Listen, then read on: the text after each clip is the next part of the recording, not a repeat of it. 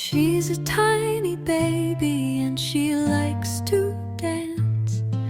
A little tiny lady who would like a chance to leap and turn, hop and twirl. A tiny baby ballerina girl.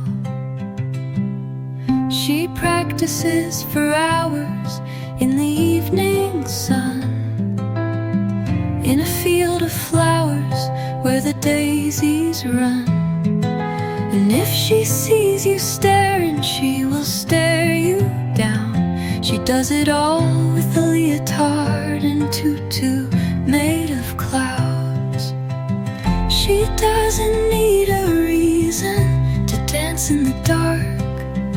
She's leaping in the breeze and tiptoeing on the stars, bouncing from planet